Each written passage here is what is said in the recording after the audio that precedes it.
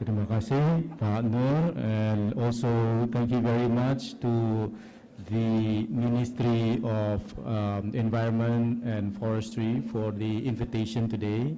And I would like to also congratulate the Coordinating Ministry of Maritime and Investment, as well as the Environment and the Environment and Forestry for organizing today's event, and also for such a excellent pavilion that Indonesia has right now. Jadi pertama-tama, I think we in the government of Indonesia, especially the Ministry of State-Owned Enterprises, has a very ambitious target of how are we going to be able to help and support the nation, Indonesia, to be able to achieve the target.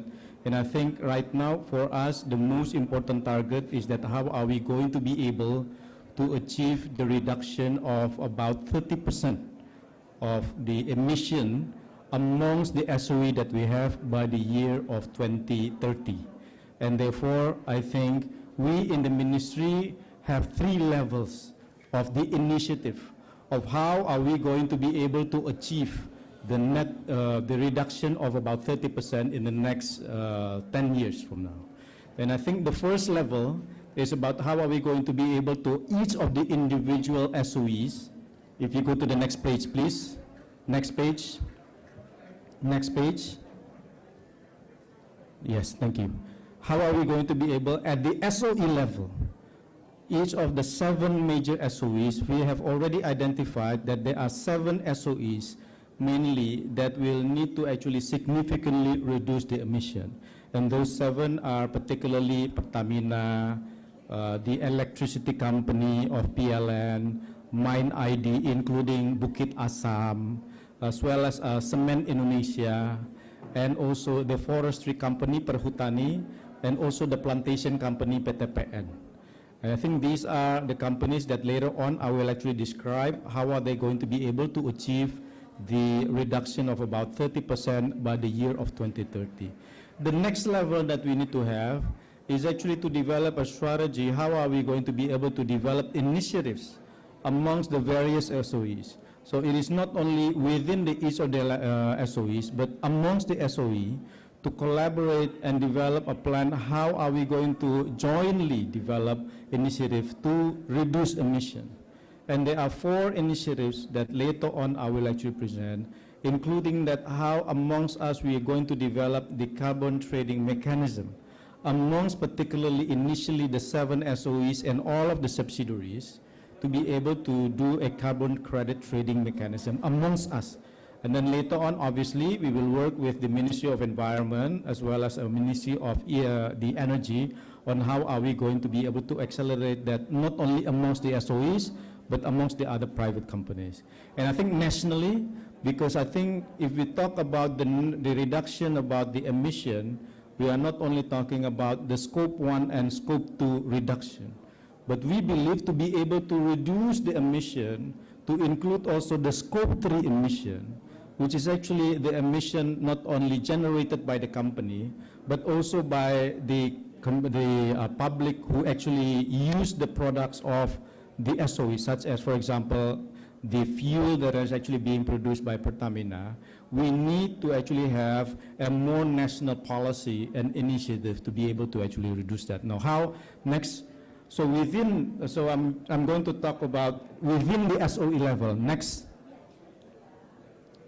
We already have a very detailed next. Oh, sorry Pak. Sebelumnya. Oh, agak susah ya. So I think we already have a very detailed analysis about all of the 7 SOEs or the state-owned enterprises. Halaman sebelumnya Pak, tolong.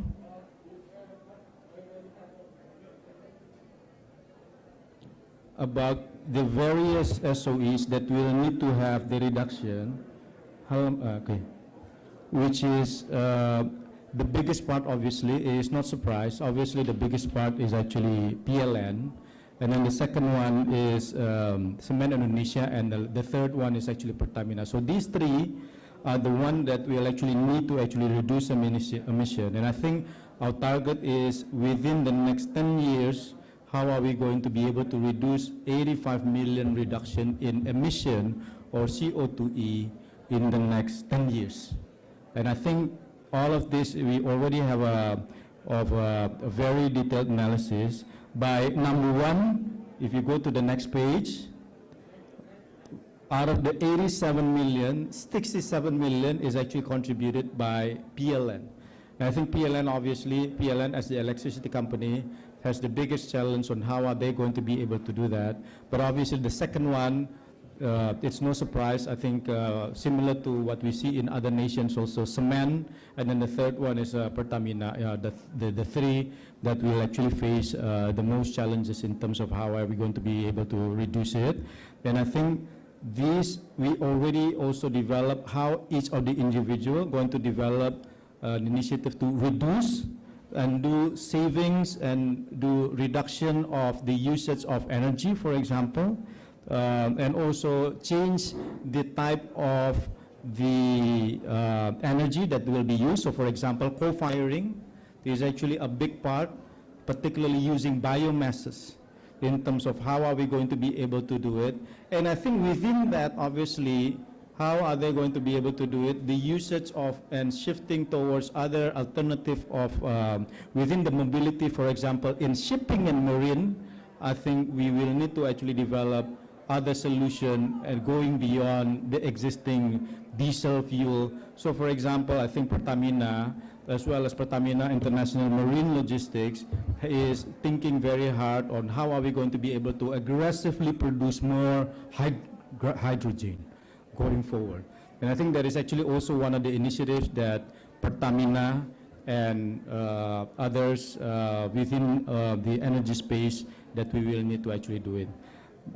Within the cluster of SOEs, we also have 4 major initiatives. If you go to the next page, next, please. How are we going to be able to do within the cluster? So before we talk about each of the individual, but the SOE is trying to coordinate the various SOEs in terms of how are we going to be able to do 4 major things. The 4 major initiatives. Number one, we mentioned already the carbon trading mechanism amongst us. And I think, again, we are open to actually open this opportunity also to others beyond the SOE to be able to participate in this carbon trading or carbon trading mechanism. The second one is about sustainable industrial cluster. And I think what is actually relevant today being discussed amongst the green ports is something which we think also very, very important. How are we going to be able to develop industrial cluster that are mostly going to use green energy? I think whether it is actually marine or just like any other industrial estate, we are actually thinking very hard. A lot of SOEs has different parts of it. So PLN, Pertamina, the various industrial estates that we actually have, and also obviously with Pelindo, we are thinking very hard about how are we going to be able to actually set this up. And I think also within that, we are developing Sukofindo as the certification and the measurement survey company that we have to allow us to actually measure the compliance of these industrial clusters within certain standards that we have. So I think we would like to, again, optimize the survey companies that we have, whether it is actually BKI, Biro Klasifikasi Indonesia, as well as Sukofindo, to play a role in terms of driving the development of these industrial clusters, as well as developing the reduction emission amongst the Indonesian SOEs. And I think beyond that, to help Indonesian companies, whether it is actually the survey companies, and we also have an ESCO. So we have an ESCO right now that we are recently injecting into PLN called Energy Management Indonesia to help Indonesian companies, including that is actually operating in the transportation space, to be able to also play a role in helping Indonesia achieving the emission reduction targets. And then the third initiative that we have is how are we going to be able to maximize the country's national climate solution.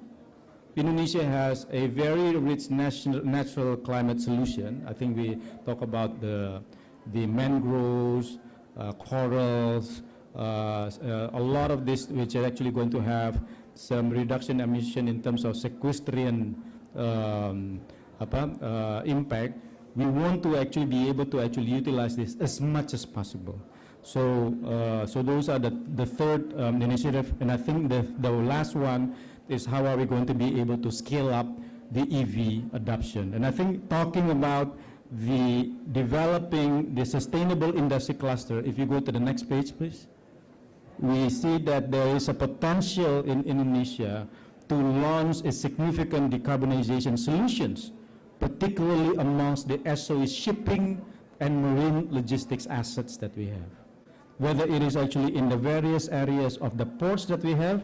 Right now, Pelindo operates in 106 domestic ports, if I'm not mistaken, and then 23 international ports. We want to see how are we going to be able to become part of the cluster of ports as an example of industrial clusters that operate using green energy, and be able to also help the various users of the port to be able to reduce emission as well. Because we know Scope 1, Scope 2 actually requires all of the shipping companies and the users of the ports and the other infrastructure of the marine logistics to be able to reduce it as well. An example also is actually Pertamina International Shipping and Marine Logistics. They have about 233 fleets. They are also having a vision about how are they going to be able to become a shipping company that is actually using green energy of the future, including working with Pertamina Power International to use hydrogen, for example. And I think these are the things that we want to be able to do going forward. So I think today's discussion, we are very happy to see that Pelindo Sukovindo will also describe to us and explain to us how the SOE ecosystem is going to be able to help, particularly in developing industrial clusters, to help the users of the ports in reducing the emission of Indonesia going forward. Thank you very much. I think, again, congratulations to the Ministry of Environment and Forestry. We hope that our aspiration to be able to achieve and reduce emission by about 30% is actually going to materialize, but it requires a lot of effort amongst us, requires a lot of initiatives, but I think it is not something that is actually impossible. Thank you very much. And now I'd like to invite Bapak Mas Wikantoro Ros Setiadi, President Director of PT Sukovindo. Please.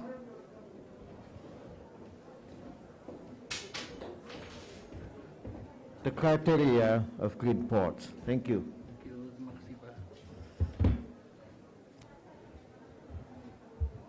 Let me open my mask.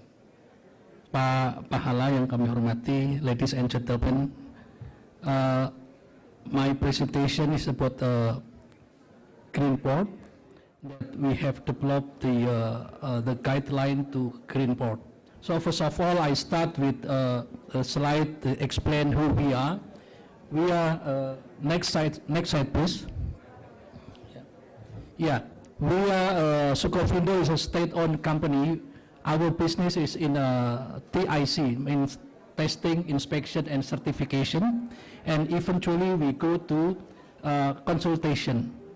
So we are supported, our operation supported by about 66 branch offices around nationwide in Indonesia, and we have also 76 laboratory service, and also we have 2 overseas offices. As we can see in the port, in the map, that we are operated basically around the Indonesia, and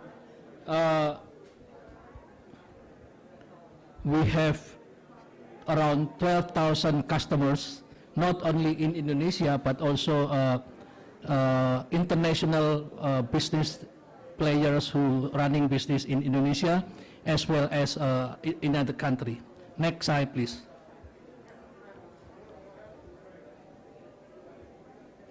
Okay.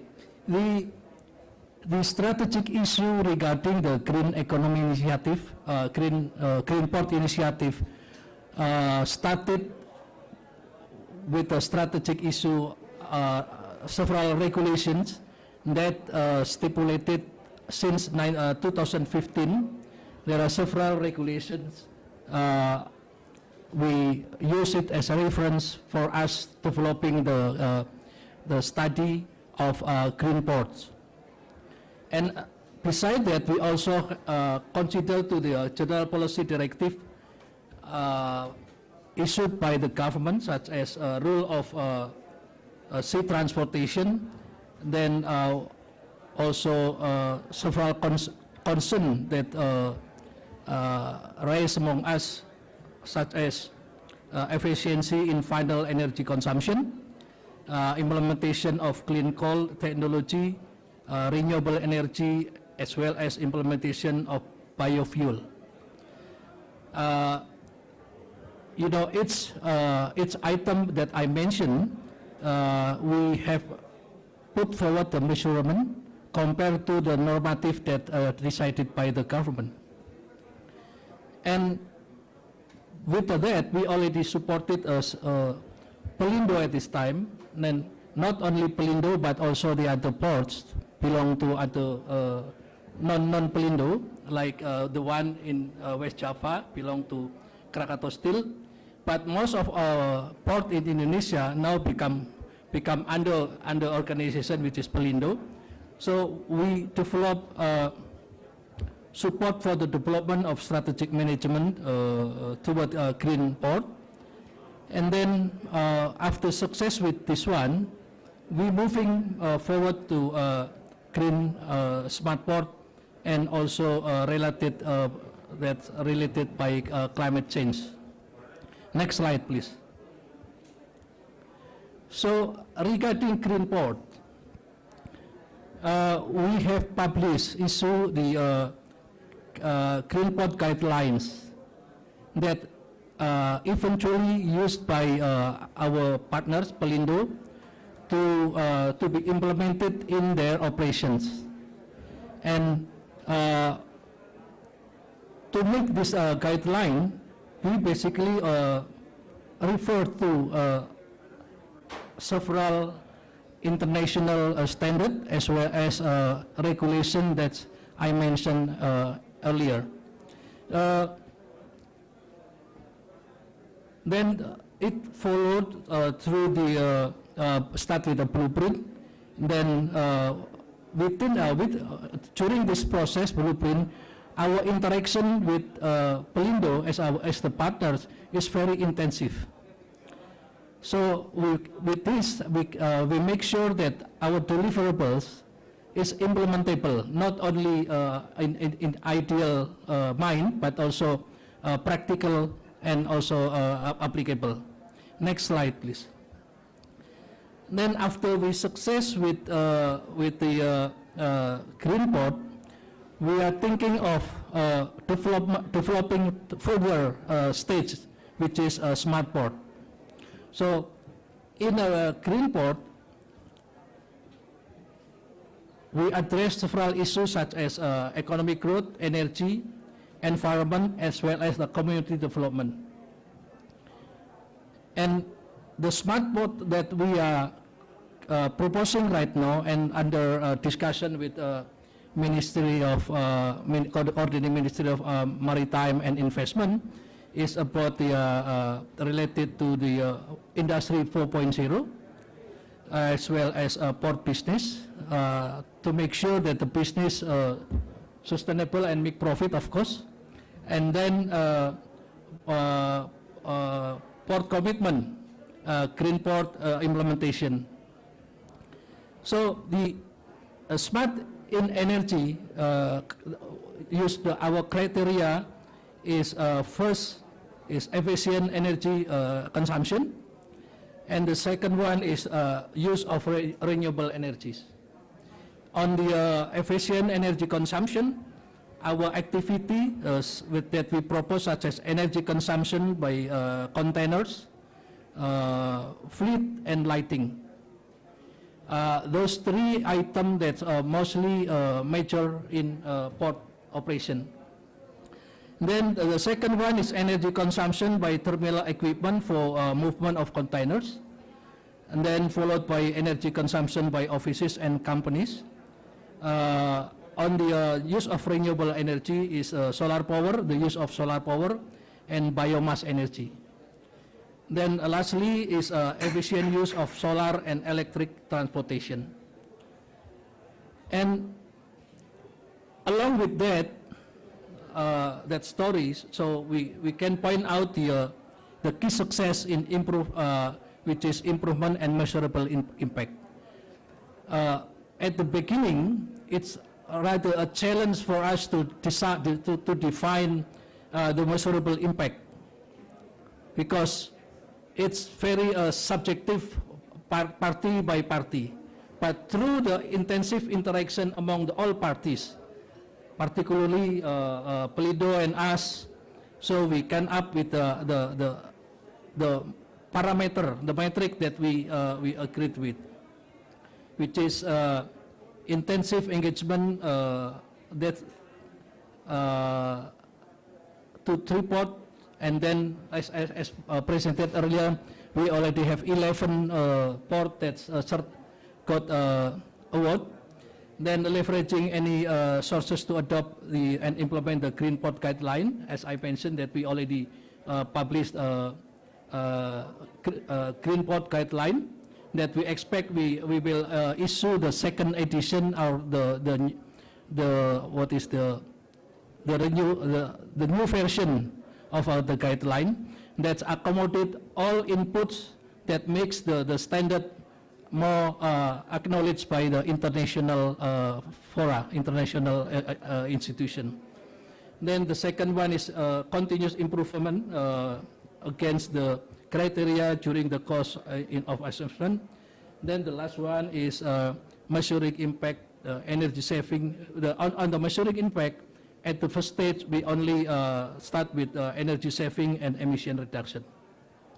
So, ladies and gentlemen, we realized that our journey started in 2015.